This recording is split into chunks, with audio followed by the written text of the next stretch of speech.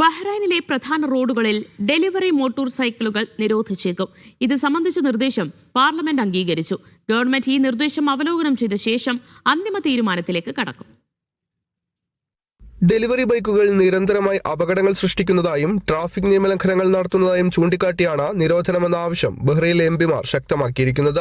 കുവൈത്തിലേതിനു സമാനമായി പ്രധാന റോഡുകളിൽ ഡെലിവറി ബൈക്കുകൾ പൂർണ്ണമായും നിരോധിക്കണമെന്നാണ് പാർലമെന്റ് അംഗങ്ങൾ ആവശ്യപ്പെടുന്നത്. കഴിഞ്ഞ 3 വർഷത്തിനിടയിൽ 1000-ലധികം ഡെലിവറി ബൈക്കുകൾ നിയമലംഘനങ്ങളുടെ പേരിൽ പിടിച്ചെടുത്തതായും അവർ ചൂണ്ടിക്കാട്ടുന്നുണ്ട്. എന്നാൽ പാർലമെന്ററി കമ്മിറ്റിയും ആഭ്യന്തര മന്ത്രാലയവും ഈ നിർദ്ദേശത്തെ എതിർക്കുകയാണ്. ഡെലിവറി ബൈക്കുകൾക്ക് പ്രധാന റോഡുകളിൽ നിരോധനം ഏർപ്പെടുത്തുന്നത് ഗതാഗതക്കുരുക്ക് വർദ്ധിപ്പിക്കാനും രാജ്യത്തെ ട്രാഫിക് ഫ്ലോയെ പ്രതികൂലമായി ബാധിക്കാനും മാത്രമേ കാരണമാകൂ എന്നാണ് അവർ നൽകുന്ന മുന്നറിയിപ്പ്. നിരോധനത്തിന് പകരം കർശനമായ നിരീക്ഷണവും പരിശോധനകളും ഏർപ്പെടുത്തി ട്രാഫിക് നിയമലംഘനങ്ങൾ നിയന്ത്രിക്കാമെന്നാണ് ആഭ്യന്തര മന്ത്രാലയത്തിന്റെ നിലപാട്. എന്നാൽ പാർലമെന്റ് അംഗങ്ങൾ നിർദ്ദേശം അംഗീകരിച്ചിരിക്കുന്ന സാഹചര്യത്തിൽ ഗവൺമെന്റ് ഈ വിഷയത്തിൽ വിശദമായി അവലോകനം ചെയ്യുകയും ശേഷം അന്തിമ തീരുമാനത്തിലേക്ക് കടക്കുകയുമാകും ചെയ്യുക. Media 1, Bahrain.